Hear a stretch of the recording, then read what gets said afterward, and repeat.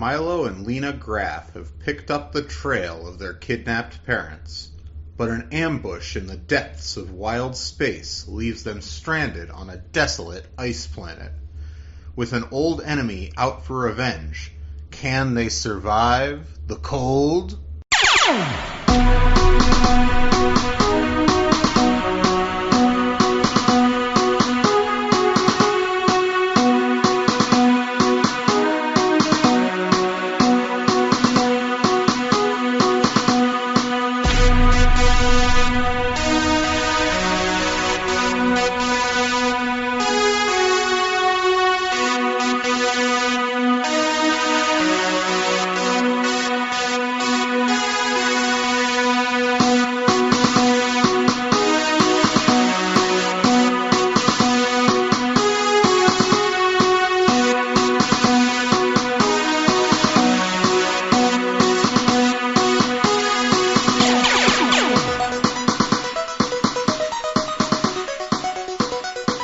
Hello, younglings, and welcome to the Padawan Library, the Star Wars Junior Novel Podcast. I'm Levi Paratic, and with me is Tim May. Hey.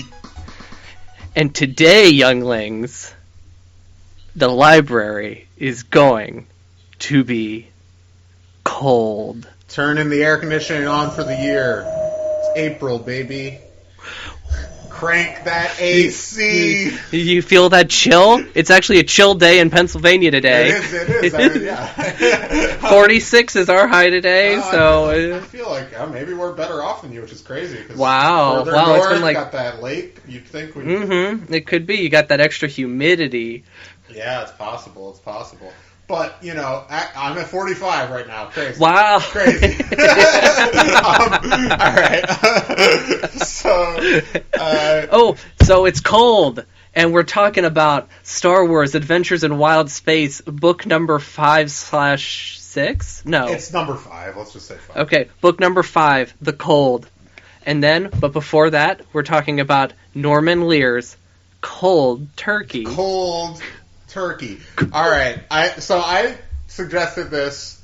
I remember seeing this movie as a kid. My dad owned it on tape. Nice. And I say tape, not VHS, because that's what we said at the time. Yeah, that was the term. Everyone tape. now is like always say, and this. Listen, you guys, if you want to Google me, I'm part of the problem. I'm part of the reason this happened. But everybody says VHS. Like now, as if nobody called it VHS in the 90s. It's like, because people are like, oh, are people going to confuse it with a cassette tape? Yeah, which, like whatever. Just, like, if you say you have a movie on tape, you know what it means. I don't know. That's what everyone called it. And it's like, I taped that movie. I rented a few tapes. Mm-hmm. That's what they said. I promise you, young people. And I am, listen, I'm not even 30 years old, so... But I don't know why I did that. Anyway, but my dad owned this movie on tape. You know what's something I was thinking of? People need to start acting like when they have a tape that they are to the esteem of, like, I have a film print of this movie. Like, I have a print of this. Like, this is my print of it. I have very little reverence for tapes these days. Well, you kind of got exhausted on them. Yeah. Again, you guys, if you want to Google me, I guess you can find information about it. You'd find Tim May, the college years. Yeah. Oh gosh. Actually, don't please. I'm sure. I don't know any specific thing, but I'm sure there's plenty of embarrassing shit there.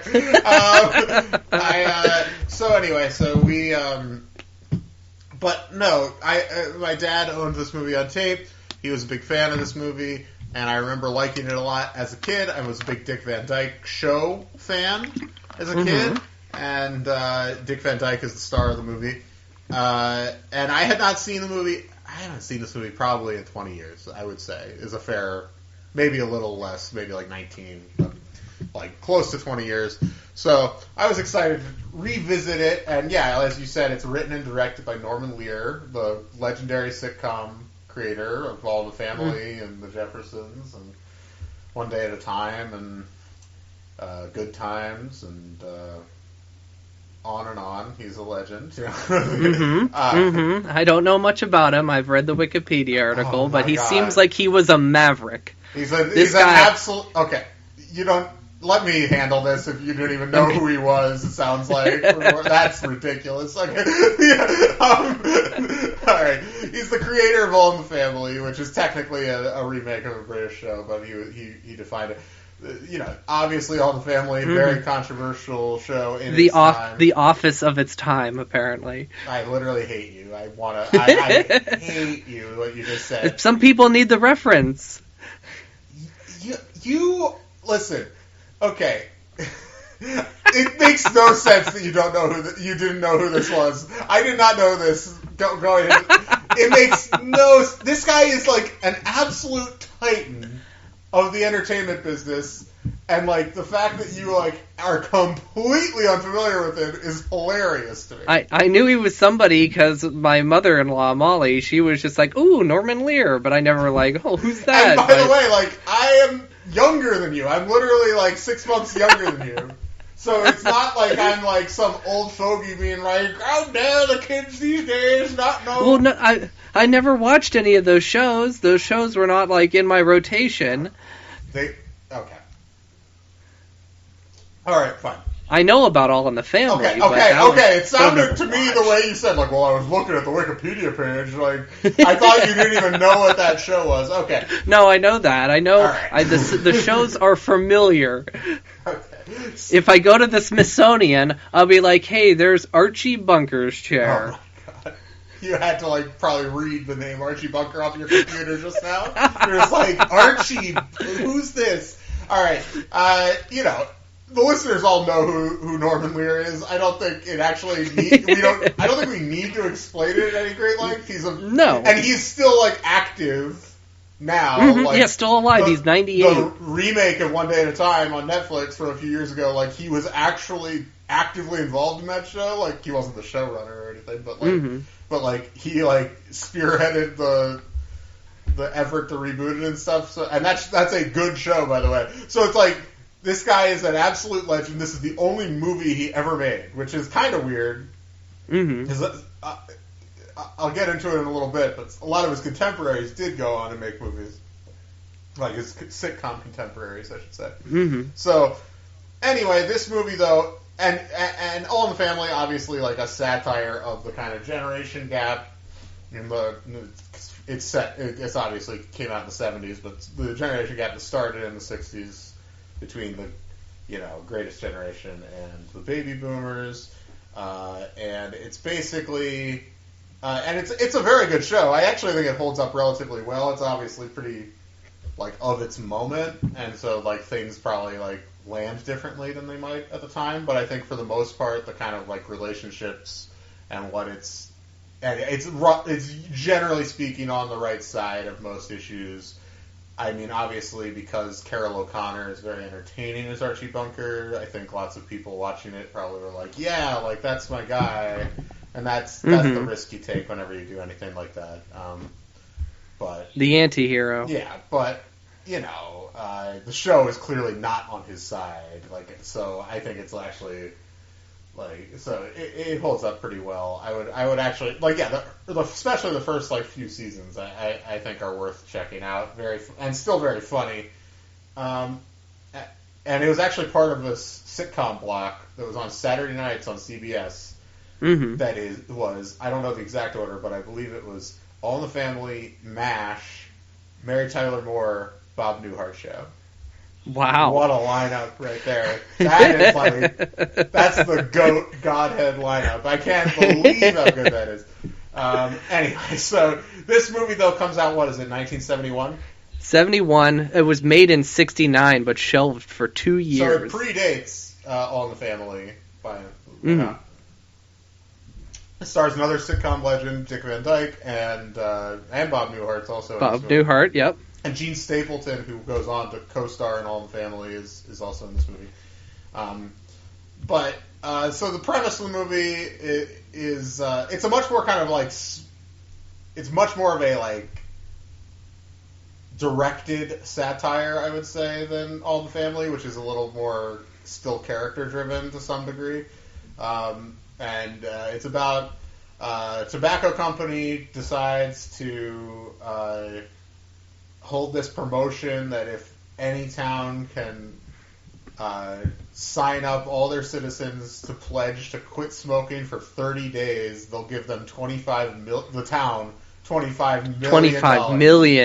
Which is a lot, even especially the towns in this movie, Eagle Rock, Iowa, I believe.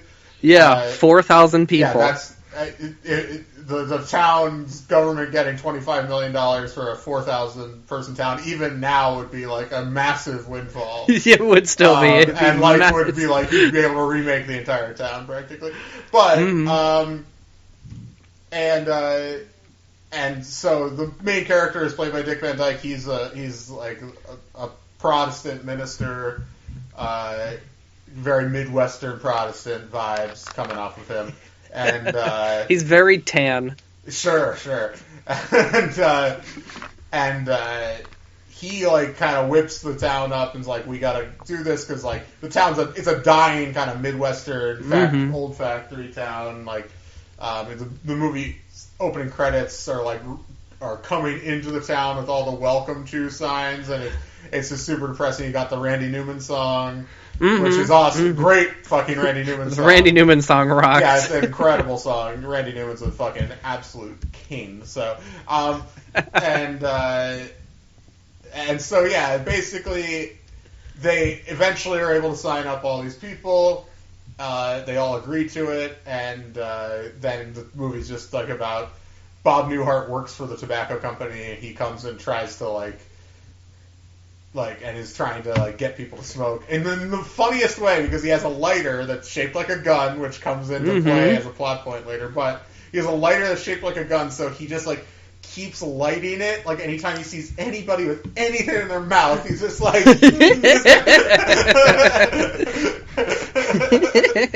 And like the town is like, I love that they have the characters who like end up being like the town patrol and the old lady obsessed with the other guy's gun. Libertarian freaks, like that hate big government. Like the movie's like pretty pointed, I'll say. Like Odie was the woman's name. Oh, she was great because she hates communists and better dead than red and all that stuff. And yeah, so they like. Dick Van Dyke goes around, like, when they're trying to convince everybody, like, and has to convince, like, there's this, like, libertarian, like, early kind of, well, I guess at the time would have been, like, a new right group, that, the people that eventually elected Reagan, basically, like, that is run by this kind of, like, this guy that hates big government and all this stuff, and none of them are smokers, this group. But they're the last people that need to be signed on to the pledge to not smoke, and they they're given the power to like patrol. They're like border patrol basically. They like get to like check people coming into the town, and their main guy is so excited because he's like power hungry, obviously. Like even though he hates government, like the reason he does is because he longs for the power of it. And it's like I'll say like I think that this movie like held up pretty well for me. Like it's like filled with like very like it's like very pointed. Like it's like so satirical because like especially in the way that like right off the bat the way it depicts all the smokers of the town. Like there's a scene where Dick Van Dyke goes for a jog in he has the funniest outfit like with that sweatshirt was bouncing all over the place, and then like as he's going through the town you can hear people in their houses and they're all hacking up a lung. Like it's like a straight couple minutes of people like hacking this whole time. And then that's and the doll that says "I love you," smoking causes cancer. Yeah, which, by the way, this movie was made in 1969, released in 71. Was not like a thing you could just say on television because it wasn't proven like beyond a shadow of a doubt until. People don't realize this until the 1990s was when that was like fully proven. People knew it, obviously, like it's very clear, but like like the tobacco companies like suppressed like any research about it that like conclusively proved the cause of lung cancer. So right, and that's why they became toasted. But yes, they're toasted. But that doll that provided the voice of the talking doll, who says "I love you, smoking gives you cancer," was Maureen McCormick. Oh wow! Better known as Marsha Brady from the Brady Bunch. Awesome. So yeah, this is a sitcom like crossover and event. they think this is what something that is like said on the Wikipedia page, that when they have this the tobacco head, Big Tobacco, shows up, and there's a guy, he's in a wheelchair, he doesn't speak, and he is apparently the head of Big Tobacco, right. And he farts at one point, and Wikipedia claims that this may be possibly one of the first farts depicted in U.S. film. Huh. I'm not an expert in that field, but that's interesting. And then the actor died before the movie came out. Oh, wow. So, like, the guy may have had the first fart. Well, like, the head of the tobacco company has, a fucking, like, gas tank that he tracks around. He's, like, fed baby food, too. Yeah. Bob Newhart feeds him at one point. Bob Newhart's great. I love Bob Newhart. Like, I just love, like, the weird, like, delivery he has.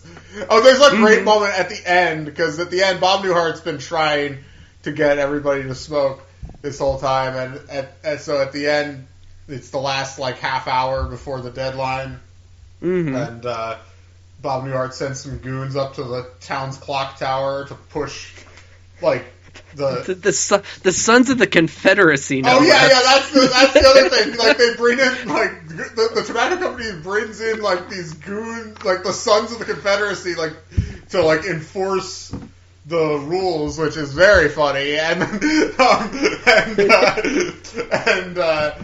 But then, like, they have, like, a helicopter drop loose cigarettes all over the crowd, and they're, like, making an announcement, like, the big clock is wrong, and then, we still have 10 minutes left, and then Newhart's in the crowd going, like, what? Big clocks are never wrong! Big clocks are never wrong! Which I loved. I was laughing so hard. And that's where the gun comes back into play, because, like, he's, like, keeps, like, clicking, like, trying to, like, light him, and the doctor who needs a cigarette like more than anybody. Yeah, because it's his hypertension. It's his prescription for his hypertension. But anyway, so the old lady steals the head security guy's gun, and she's, like, in the crowd too, and the gun gets dropped, and the movie ends with the doctor, Bob Newhart, and Dick Van Dyke all being shot, because basically the old lady that was part of the, like, the libertarian group, she, like, kept trying to steal the head of that group's gun, because she wanted to shoot communists. Yes, and Bob Newhart was a communist. She saw him as a communist. Yeah. and so she winds up, basically, they all wind up getting shot, and the movie, the town gets the $25 million, but we don't really know the, like, fate of Dick Van Dyke, or... Right. Because Dick Van Dyke... He's not like a great guy necessarily. No. Yeah, because he has a real, like, interesting relationship with his wife, where she's kind of like he doesn't really allow her to speak. Yeah. And then not only that, but then he, like, rises to fame and power and himself. He winds up getting, like, because it's interesting, because it's near the end of the month that they have to quit smoking, and he's walking down the street, and he's starting to become disillusioned because the town has become this media circus, right? And, like. And he's just like, actually, like, are we, like, he's starting to think, like, are we selling our soul as a town? And there's the slow motion scene. The slow motion scene where with all the children. Kids have masks of, like, little, like, paper masks of his face. Of him. And, like, they're all running. That was actually really cool. I like that. Yeah, I know. I was blown away by that. And then, like, then his bishop shows up, and he's just like, listen, like, you keep up the good work. You're on the cover of Time magazine, and that immediately flips him. Van Dyke is just like, oh well, I'm a fucking lord. So. Oh yeah, because at one point his wife quotes scripture, and he's like, "How dare you throw my words in my face?" She's like, and I she's thought like, they were God's words. Yeah, I thought they were God's words. I thought they were God's words, and then Dick Van Dyke's like. Just like, now you're getting pedantic with me. You did it right. Yeah, and at one point he like questions the bishop too about like, but isn't this like the work of God? And the bishop's like, not when you're a celebrity. This is good for the church. Yeah, like, it's great. It's great. Okay, and then there's the money too. Right. Initially, like the mayor, all the townsfolk who are like within city council, they have a whole plan to distribute the money. They're gonna rebuild the high school, build a new hospital, a $4 million hospital. Well, maybe $4 million for a 4,000 person town is a little much, but in general, reasonable things.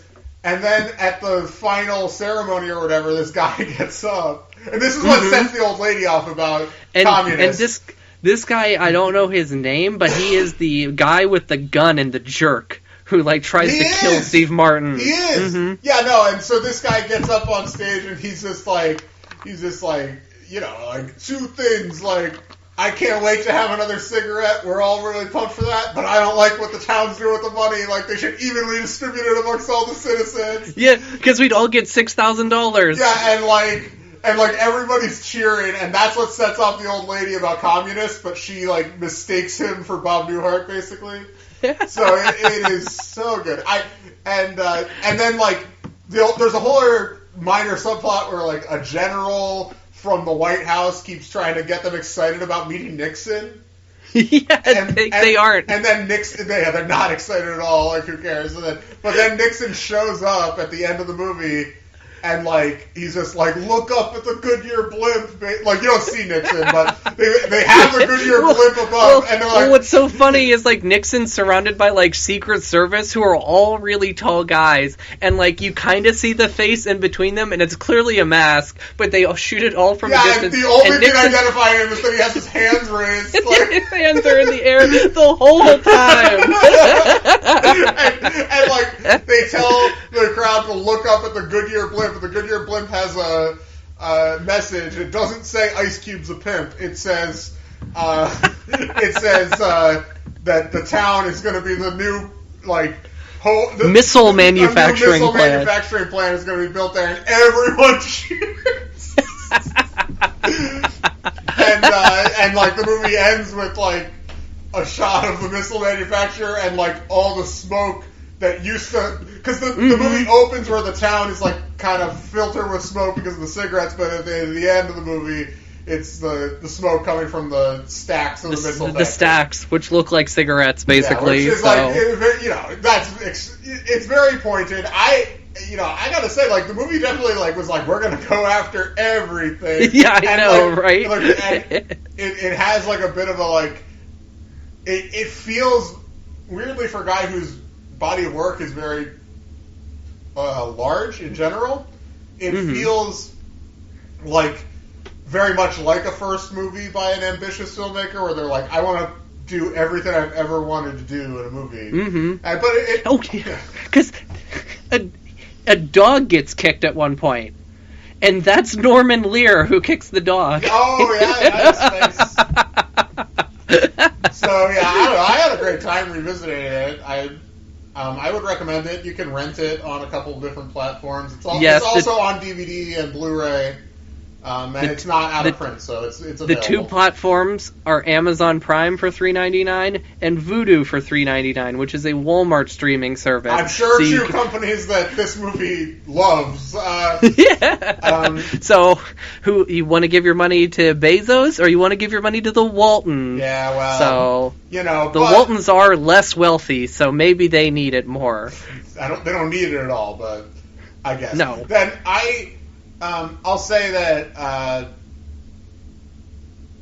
it's also on DVD and Blu-ray if you're interested, and it's not really expensive. It's not out of print, so you can probably find it at non-shitty places if you want.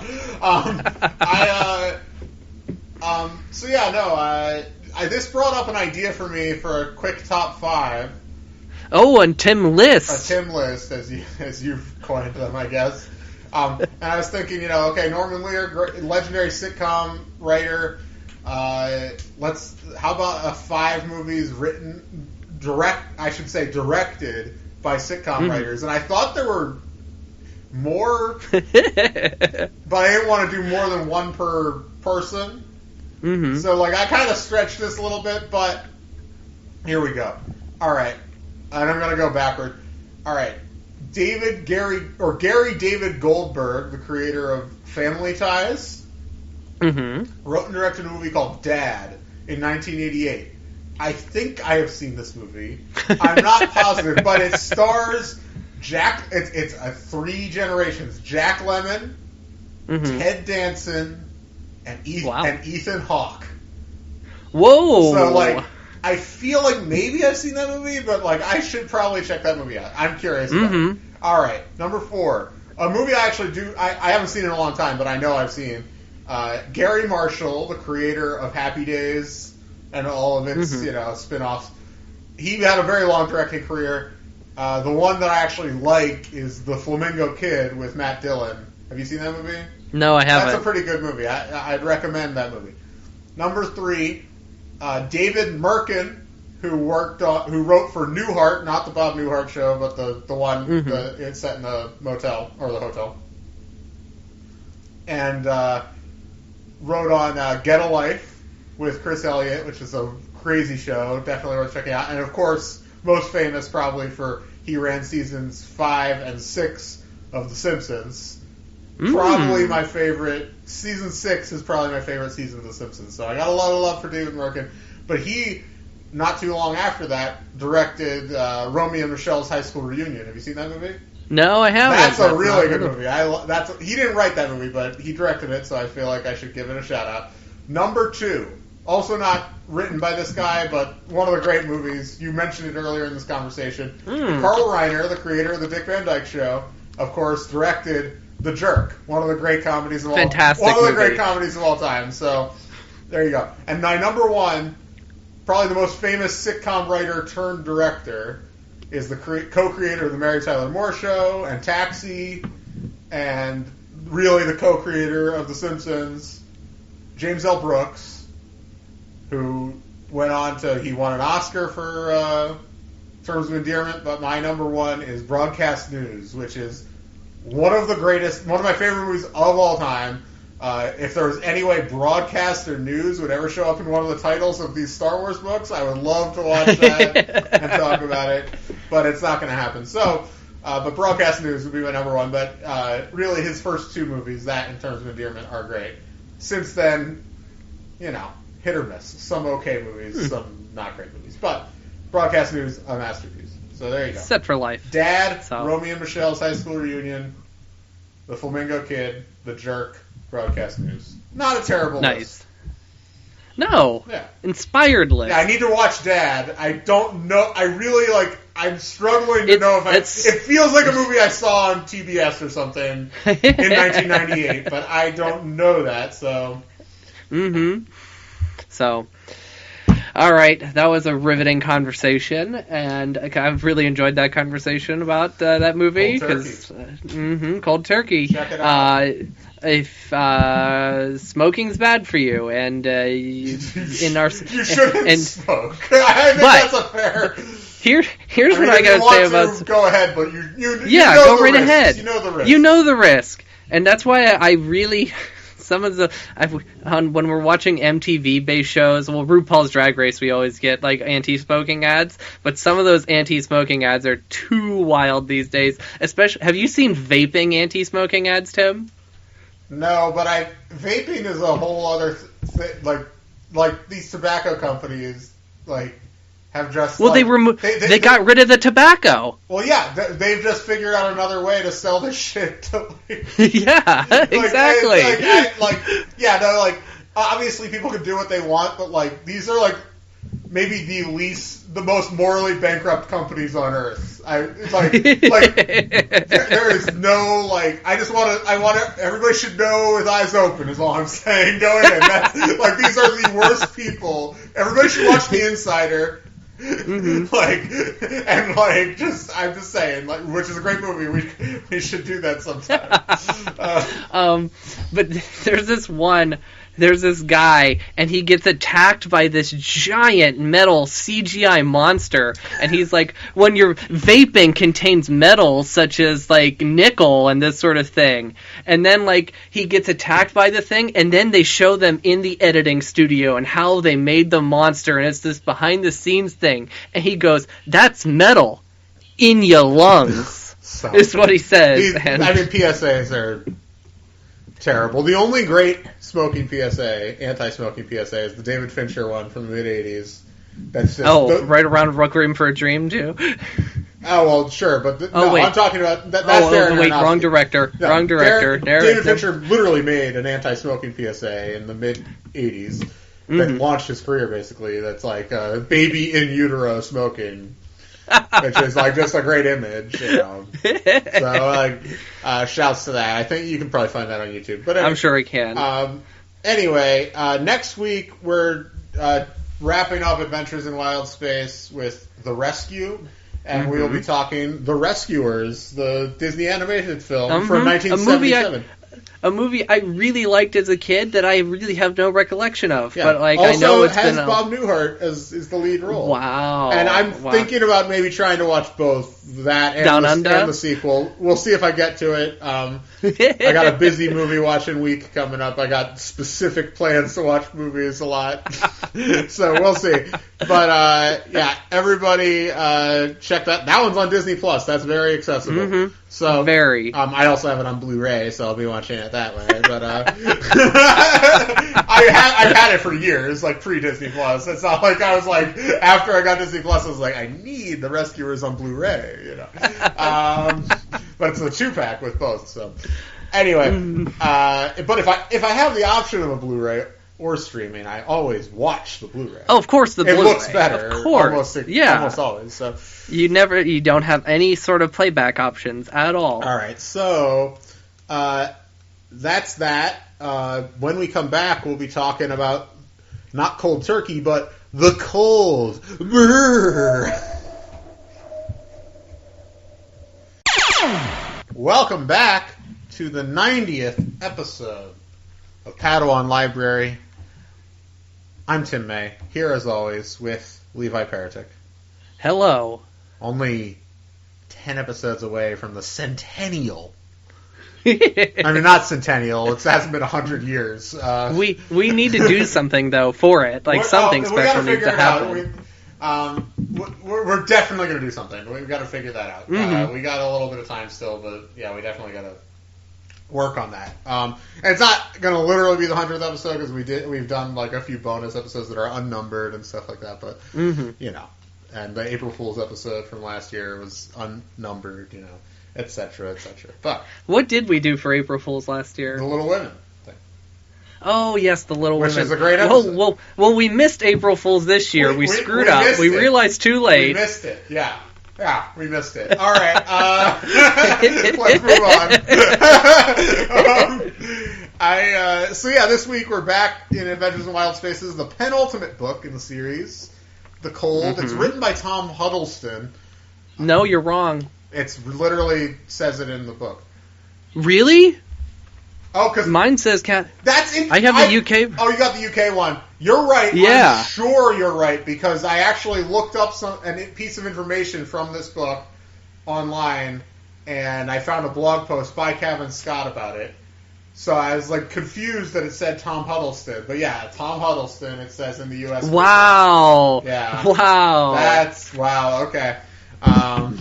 Well, they put this U.S. version out like a full year later, so they clearly were like, it was just a dump. So, yep, it was a dump. Because have you noticed something about those books in particular? Because I have most of those except for this one.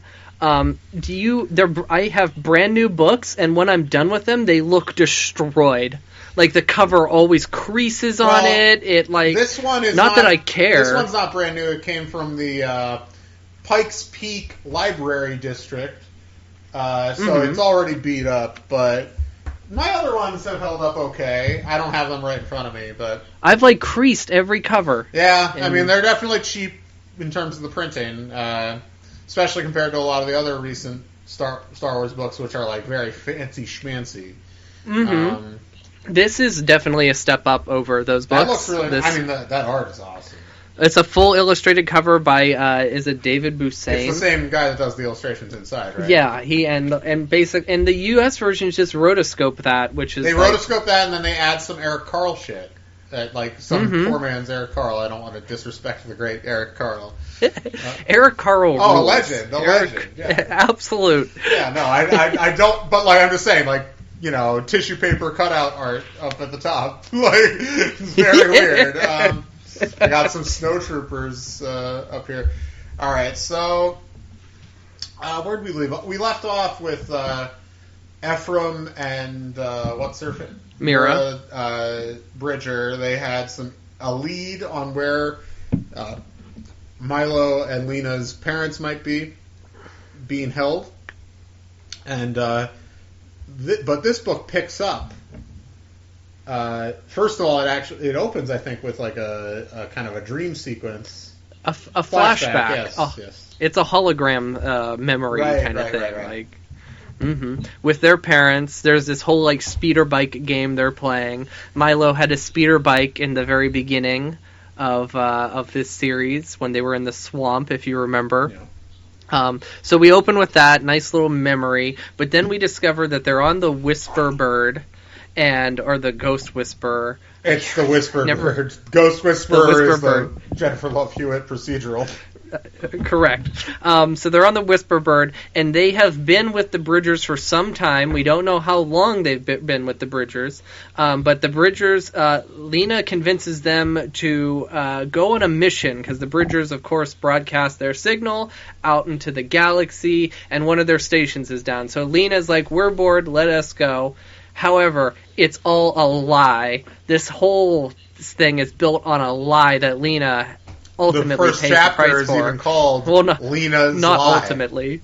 Right? When really, what happened here is the Bridgers, they got a transmission that the parents, the Graf's parents, are on... Okay. All right. The planet that they're supposed to be going to is Pion. Pion. And they're going to Zala, which is where they think their parents are.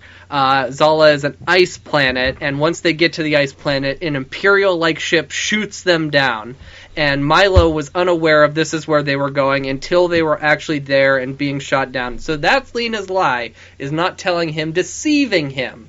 And, so that's, it's never good to lie. Ever. But it was definitely the title of the chapter got me prepped for something way worse. You open your book with a chapter title like Lena's Lie. You're like, oh shit, is she going to betray them or? Mm-hmm. And no, I mean, obviously I knew that wasn't going to happen, but I just thought it was funny. And so they, ultimately, they start getting. They want to, or Lena wants to look around a little bit for their parents. Well, they're shot down. The Whisper Bird is badly damaged. Right? Yeah, that happens. I'm just Yeah. Oh, okay. But at first she's like, I want to look. This is before that happens. But she wants to look around. Crater's like, nah. And then he relents, of course. And then there's another ship that they think is an Imperial ship that winds up shooting them down, and they land on this ice planet, Zala, right? Mm-hmm. And not Pion. Not Pion, Zala. We don't deal with Pion, unfortunately, for the rest of the book. But so they land on Zala, and the ship gets super badly damaged. How do they get separated? I'm trying to remember that. Well, Lena gets to get out of the ship to look at the damage, and when she does that, the ship falls through the ice, trapping Crater and Milo inside, and Mork. Don't forget about Mork. Mork for Mork. And they shouts to Gary Marshall earlier. And they sink to a cliff. Like, they're on the edge of a cliff down in the icy water, and, like, the cliff may give out and they may tumble further down. But they are stuck inside the ship with no way out, systems failing. And then Lena, the ship that shoots them down, lands, and turns out it's Captain Corda. And he immediately begins chasing her. Corda, this entire time, we find out that the ship has a pilot droid, similar to the pilot in Star Tours. Yes, this is what I was. RX-48 is the name of the droid. Mm-hmm. This is what I looked up, because there's a point at one point where the guy is this, like, where the droid is reflecting that he hates working for, what's his name again? Captain Corda. Sorry. Not just Captain Corda. We get his first name in this book, get to too. that, but okay. He hates working for Corda, and like is just like, and that's serious because I worked for Jabba the Hutt, basically. And then he's like, oh, I should ask Jabba what's going on with his sail barge, like if he needs a droid to run his sail barge. And then that prompted me to Google RX-48 because I was like, is there a droid on the sail barge named RX-48? That's kind of what I was thinking, and I wasn't thinking about Star Tours at the time. Sorry, I'm not one of those Star Wars fans. Well, it's okay because this droid this droid shows up in Rebels too, right. And I think that's what makes it canon. So. Well, this is canon.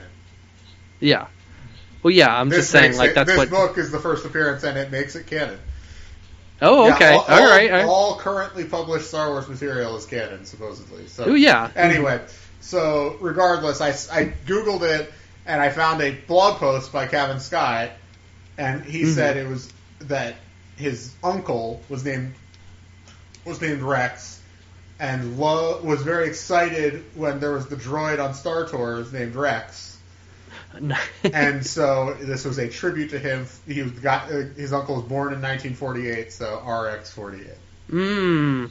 That's very cute. That's very sweet. Yeah, and that's his only appearance. So maybe one day we'll get him to show up in something else. Yeah, well, Kevin's still working on all kinds. Yeah, he's still pretty deep. He's all sorts of things in the Star Wars fiction world. So, Anyway, so it's interesting because we learn a lot more about what's been going on with Corda later in the book. But the first illustration of Corda already gives you a bit of a hint towards that because he's not in Imperial uniform. And he's like looks like kind of like a Mad Max character, you know what I'm talking about?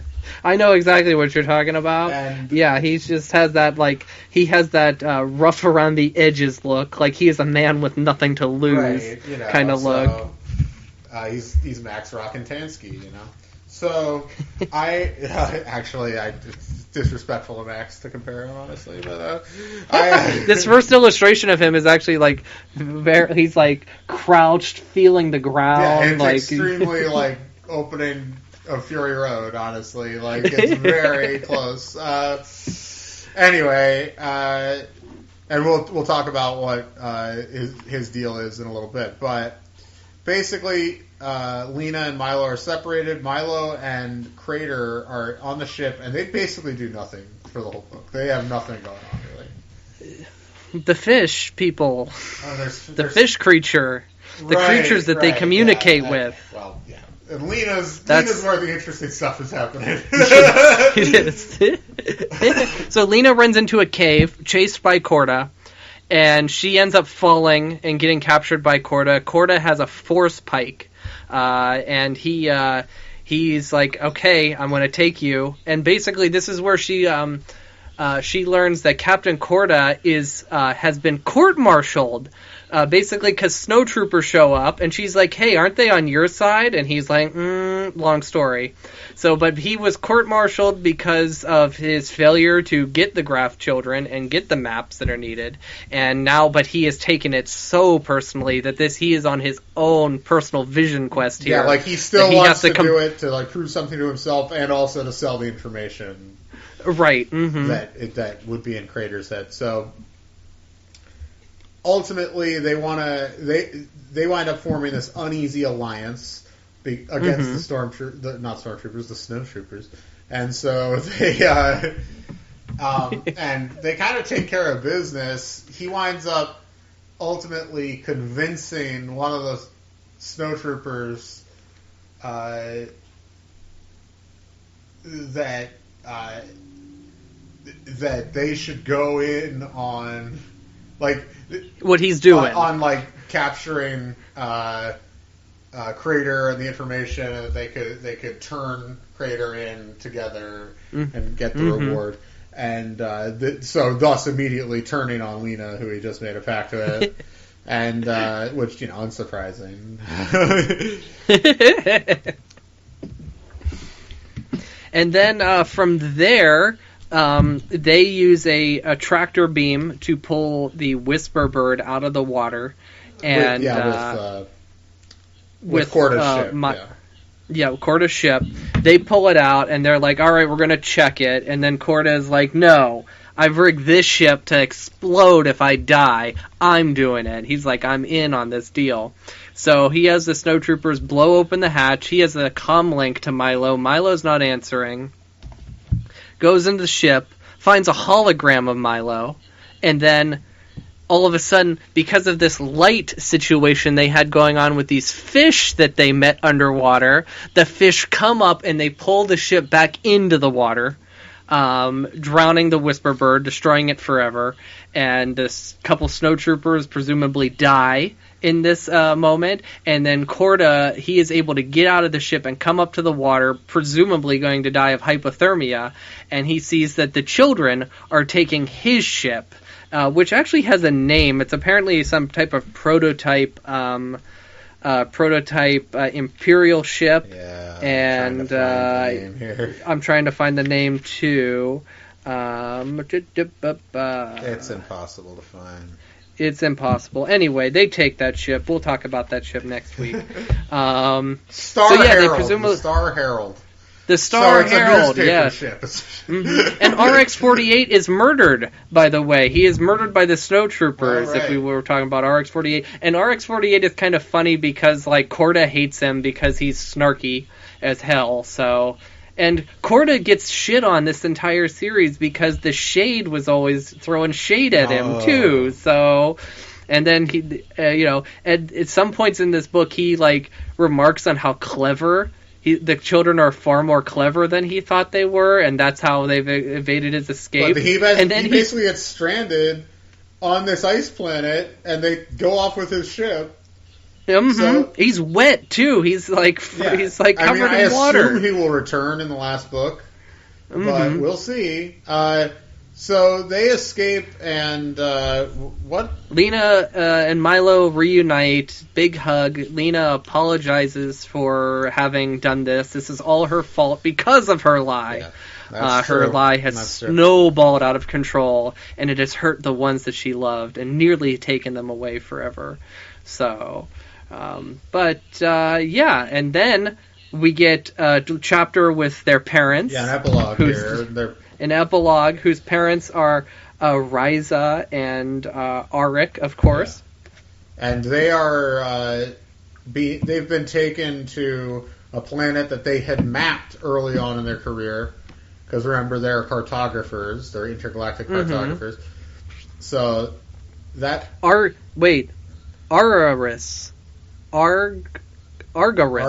which I don't remember exactly how, but Crater somehow figured that out too.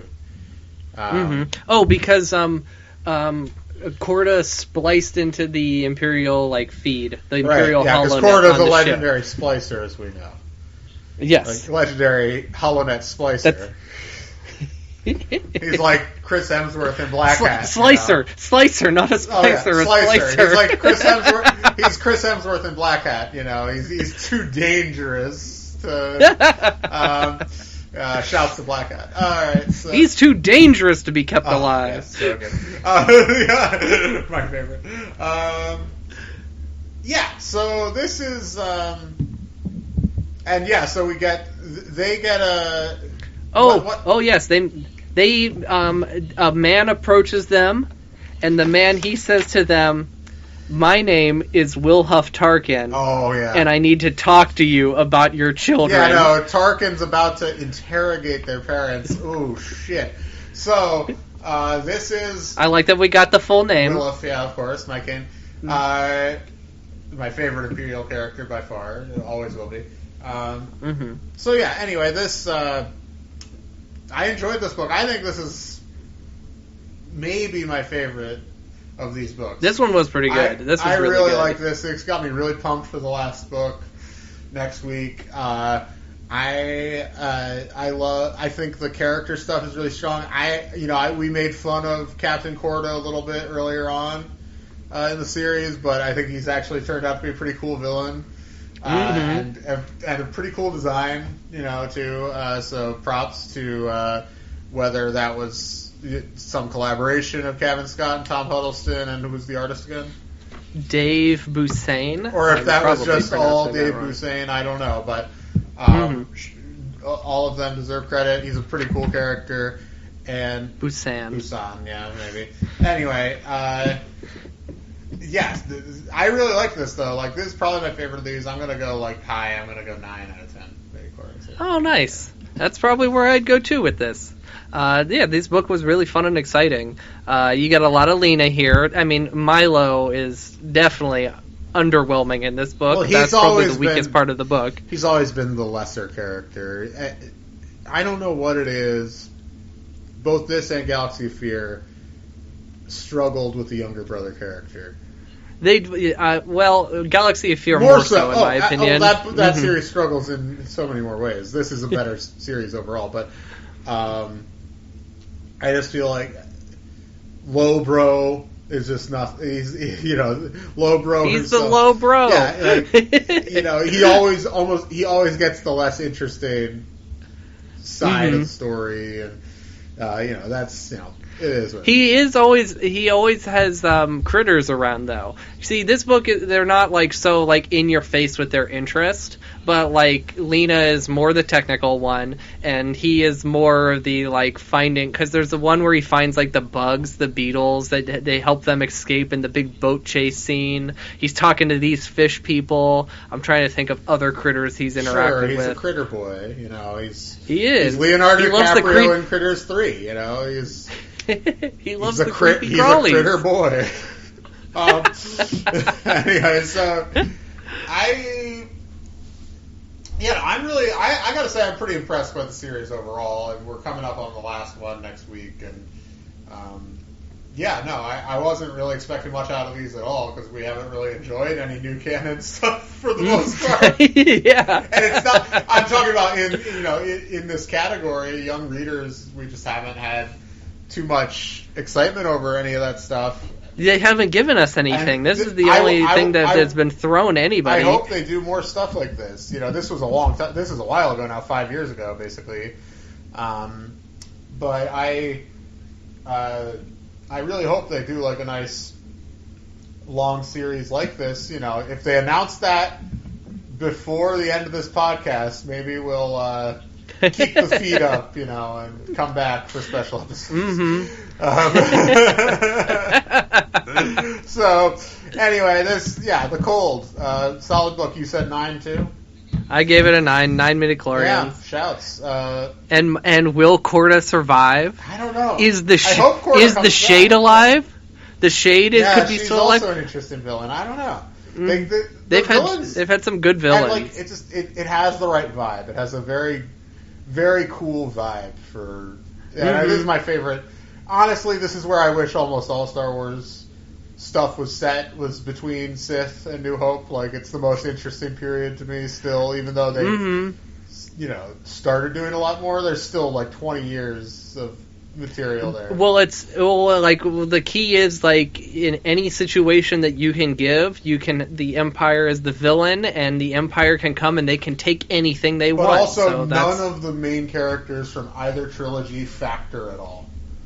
I mean, they can if you want. The Obi-Wan Kenobi show is obviously going to be about that. But for the most part, you have a lot of free reign to create new characters and do new stuff while still setting it in a familiar milieu where it's not just a totally different thing, Like I've never been a huge Old Republic fan for that reason. It feels like a different thing, like almost.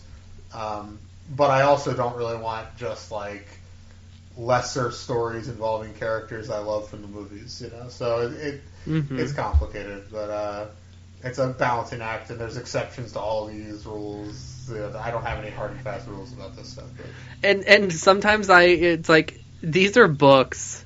And this is like, and I'm like, and I'm talking about the canosity of books in related to movies, and I have to and I'm like, oh, and this happened in this universe. This knowledge is useless. Well, sure, absolutely useless. Yeah, I have a little more experience with just picking stuff out, ignoring what I want to ignore because I grew up reading superhero comics. So you have to do that in that. I'm a huge Spider-Man fan, and there are some iconically bad Spider-Man stories that nobody talks about. Like Sins Past, no one acknowledges Sins Past. You don't know what that is, but some of the listeners probably do. And you know why we don't acknowledge it. Fuck Sins Past. You just set it aside, and you move on with your life, And Star Wars didn't used to be like that for me. It didn't need to be. But the longer it goes and the more expansive it becomes, that's what it is. It's just a universe where you take stuff you like and you leave the stuff you don't like, and it's okay. You know what I mean? Yeah. There's the beauty is it just opens a framework for creatives to come in and open storytelling. You said creatives. I want to throw up right now. My least favorite creatives as like a plural noun. Creative as a noun. Identifier noun is one of my least favorite recent entering into the language things. I don't know why, it just really annoys me. It's okay, I'm not mad at you. I just I don't know. I just had to point out that I find that at least I didn't say influence. We have people coming in and influencing the expanded universe. So it just it feels very much like, oh, these creatives are here to create content. You know what I mean? It's that this super corporate way of describing. That's the Iger way of saying it. It's a corporate way of describing artists. We have a word for it. And if you want to get specific, filmmaker or writer, these creatives. Yeah, I get it. I'm not mad at anybody if you use it. I'm not coming after anybody. It's just the corporatization of our language about art is one of my big bugaboos. I hate content. I hate when people say content instead of material is you know what I mean? I don't know. There's a lot of stuff like that annoys me. It's for another podcast, perhaps. But you know what? A guy ages ago on Twitter, he's like, "Hey, I have a podcast, and on this podcast, I discuss people can talk about things they hate and why they hate it, and maybe I should forward you that." No, and that could be the podcast. First of all, that sounds like a podcast I wouldn't like. That sounds like a very generic idea for a podcast. But then you could beef the podcast, our podcast. His handful of listeners can come join our handful of listeners. I'm sure there's actually no real follow-through because we have such a niche crowd. We have the nichest group, which I love, and I love our listeners. And, it's fine. We have a crowd that cares about Star Wars junior novels, but also is willing to listen to lengthy discussions of forgotten movies from the 70s that have nothing to do with Star Wars. Zero. So, zilch. I really do. I have to say, I want to thank the audience for this season. I think we've been having a great time with the show this year. We have. And I think we're very creatively fulfilled with the show this year. But, I understand if you guys are like more Star Wars talk, and maybe we'll try to incorporate more here and there. If we should at least occasionally come up with segments that we want to do. Like we used to do little lists or Or we have to do a draft. Or drafts, yeah. We should do something like that. But next week, though, when we talk about the rescue, the final book, we're also going to talk about the rescuers. the Disney film, which I'm actually that came out in 1977, so same year as Star Wars. Wow, there it is. That's the connection. The connection, baby. All right. That's it. That's the connection. And, that's it. I think Rescuers Down Under was 89. Isn't that the year Star Tours premiered? Probably. Something like that? In the height of the Aussie sensation. The connections. All right. Hang on, wait. What year did Outback Steakhouse open? It has to be the 80s. I mean, I just watched all the Crocodile Dundee movies recently. And the first one is charming enough, besides, like, you know, typical 80s, you know, yikes stuff here or there. You know? Okay, wait. What year did you say Rescuers Down Under came out? 89. Okay, 88 is when Outback Steakhouse was founded. Damn. All right. Well, yeah, no, that was Australia Fever, that period. Do you think the Disney executives met at an Outback Steakhouse? They were just like, hey, have you guys have been in Outback yet? Like, I think Michael Eisner went to see Crocodile Dundee, which I believe is a Paramount movie. He had just left the job running Paramount, and so he was probably like, damn it, that should have been us. And he was like, we need to do some Australian bullshit. And he's like, Katzenberg, come in my office. And it's the same shit he did with MGM Studios. He just and like... then Katzenberg went down and screamed at some animators to be like, we gotta do some Australian shit. And they're like, so we gotta develop from the ground up. He's like, no, the Australian fan will be done in like 2 years. Like, do we have any like existing assets? And they're like, well, we made the Rescuers. We still have all those designs. And it's just like, go. Well, we'll talk all about this next week. Until the books are due back. The library is closed. Padawan Library is hosted and produced by Tim May and Levi Peretic. It is edited by Tim May. Our theme song is by The Astral Project. Our artwork is by Freddie Funbuns. Padawan Library is copyright 2021. Tim May and Levi Peretic. All rights reserved.